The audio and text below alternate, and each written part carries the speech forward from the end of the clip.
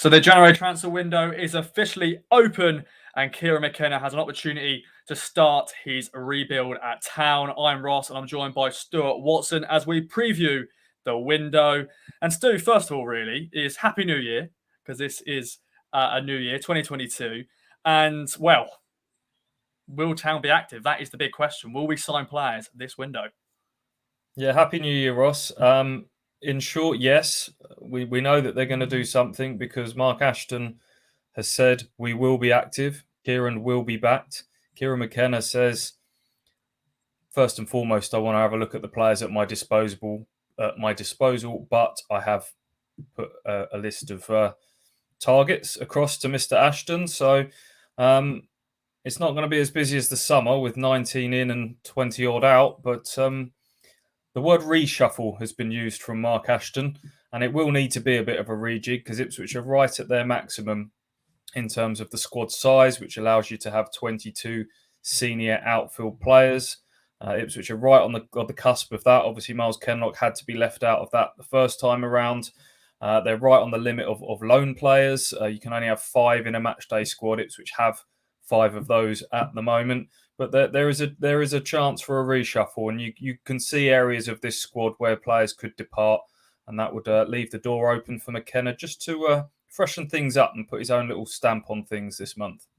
That is the perfect word, is just to refresh this squad. Of course, I mentioned rebuild in the intro. I don't think we need to rebuild this squad. He's got to just refresh it, reshuffle, as you said. And you mentioned loan players. Let's quickly talk about that. There's potential of players getting recalled from their parent clubs. Macaulay Bond, Christian Walton, Burson Selena, to name a few. Hayden Coulson, unfortunately, he's been out injured and we don't know where he is. But Stu, that is the first big talking point, is there could be recalls. Yeah, Louis Barry, I think, was the only one you didn't mention there. And I would say out of all of those 5, he is the most nailed on to go back to Aston Villa. He's only made the one league start very early on for Ipswich Town, has not even been making benches, even in the cup competitions. So I'm pretty sure he'll be going back to Aston Villa, and they'll send him out somewhere else to get a bit more game time. Most likely League Two. I think Swindon have been mentioned in conjunction with him as well. The other ones are going to be interesting, aren't they? Christian Walton, who has looked a really good signing in goal, someone obviously with plenty of championship experience. There's been national reports that Brighton might recall him in order to sell him and cash in this window. Whether Ipswich would be in a position to try and make that move permanent, I don't know. From Christian's point of view, he says it's all out of his control, but he's happy and he loves playing for Ipswich Town. So watch this space on that one. The next question would be if Christian did go back and Ipswich didn't keep him, would they go for another goalkeeper, or would they give Hladky a chance in goal and be happy with Holy as backup? That would be very interesting. Macaulay Bond. I think rewind a few weeks and Ipswich, obviously there was a huge clamour among Ipswich fans to let's get this deal done, let's sign him permanently in January. Boyhood fan, bleeds blue. He'd scored 11 goals in however many games, short space of time, but the goals have dried up for him of late. 10 games without a goal now, and that maybe just changes that situation slightly, both from Ipswich's and QPR's point of view heading into this window. My gut feeling is, given the recent goal drought and him just dipping off a little bit in form, is that both parties might be happy just to let this one ride out to the summer and then revisit it then. You just don't know, though, do you, with QPR, if they're only an injury or two away up front to needing an extra body. And Mark Warburton has said, he's our player, and if we decide it's the right thing to recall him, we will. So we shall see. A month is certainly a long old time in football, and a lot can change there on that front. Hayden Coulson has obviously, I think he's only played 6 times since he's coming on loan. He's gone back to Middlesbrough, McKenna said, to get a bit of treatment. He's back at Ipswich Town now. Might they give him a chance to get up to speed and have a little look at him? We shall see. So, yeah, potential for most of those loans could go one or two ways this month. It's hard to call. Definitely. And, of course, January is not a great window to do business in. I know Mark Ashton said that in one of his press conferences before. It's not a window you want to do business in, but if you have to, you have to. And let's talk about positions where McKenna may want to strengthen in. Now he's playing free at the back as it stands. So a centre half will probably be a position he wants to fill. Left-sided with the Hayden Coulson situation. We haven't really got no one there really to fill the gap if there is injuries. So for yourself, where do you think Town should strengthen and where do you think they will go with it? I think that left side is the one that jumps off the page for me, Ross, definitely. Coulson, I don't think we can be hanging our hat on him to sort of come in and set the world alight, given the injuries that he's had. Matt Penny's been okay. He's had real wobbles at times. He's obviously dipped out of the side because of that. He came back in at the weekend and he was fine, but I think Ipswich need to be looking for a bit more than fine if they're going to put together this run to charge towards the playoff places. Wes Burns offers a great deal down that right side. I'd like to see them have a player of a similar ilk doing the same on the left side to give a bit of balance. So that is somewhere that I would be having a look at. Centre half, as you mentioned, will be really interesting. We don't know if Kieran McKenna wants to play three at the back long term or whether that's just a bit of a pragmatic solution to suit the personnel at his current disposal.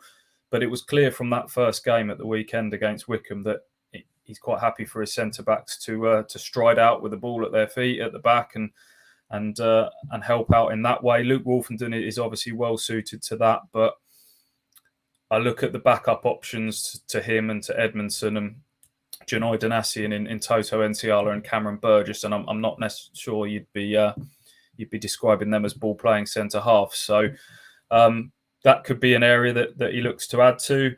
And then I think always new managers will look at the top end of the team to freshen things up and inject a bit of excitement. It's Ipswich need to go on a really good run now, and teams' fortunes tend to change when they sign a star striker or certainly a star flair player at the top end of the pitch. And yes, Ipswich Town have got a lot of forward options at their disposal at the moment, but I'm sure McKenna will be wanting to put one or two of his own players into that area of the field, and that would mean, as we've said earlier in the video, probably moving on one or two. Louis Barry, I've mentioned.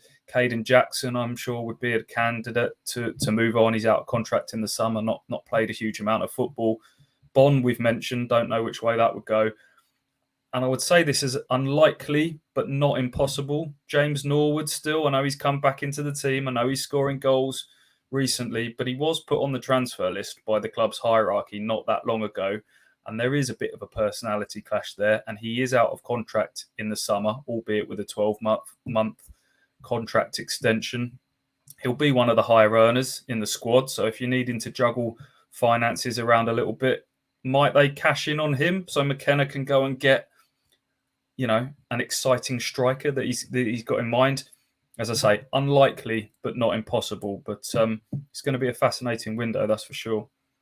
It is. It's going to be interesting. As I said, January is a tricky month to do business in. And the obvious thing is people are going to be talking about McKenna going to Man United with their youngsters. But as you said, we only can have 5 loan players in a matchday squad. So it's going to have to get rid of Louis Barry, which is likely going to happen. Do you think he'll go down that route, do you reckon? Man United sort of linked players? And, I think players need to go before he brings in. I'm sure he will use his background and his contacts from the youth side of football. Manchester United is obviously an obvious route for him, seeing as that's where he's just come from and was the manager of the under-18s prior to stepping up to the first team setup. He's obviously got a Tottenham background, having been manager of their under-18s going further back. Ipswich have just appointed Charlie Turnbull as an analyst, who was the under-23s coach at Fulham not so long ago, so might be interesting to have a little look at their under-23 squad. Beyond that, McKenna has lots of good contacts across youth team football. Alex Inglethorpe, who is the chief academy man at Liverpool, he worked with him at Tottenham. John McDermott is very high up in the FA. They work together at Tottenham as well, so I'm sure Have a little look through all those England youth teams and see if there's anyone available there. So, yeah, I'd be surprised if there wasn't one or two young loan players that come from those sort of more elite end clubs, because that's McKenna's background. But I wouldn't completely limit it to that. There'll be players available from championship clubs. That, as always, in January, you're looking at people that are maybe out of contract in the summer that you might be able to kind of beat the rush and get them in now. So yeah, we don't really know. That's the beauty of this. Kieran McKenna has got no body of work behind him in terms of transfers, so we don't really know what type of players he's going to go for, what type of clubs he will go to. It's the great unknown for us going into this month. It's going to be really interesting. It's going to be interesting indeed. Just don't expect 19 signings. That is not going to happen. If that happens, then crazy. But Mark Ashton and Mark McKenna, I'm sure, will get down to business in this window, Stu. Thanks very much for joining me. Let us know in the comments down below your thoughts, what you think Town should do this window. And we'll have to wait and see. It's going to be an interesting month. Get into it.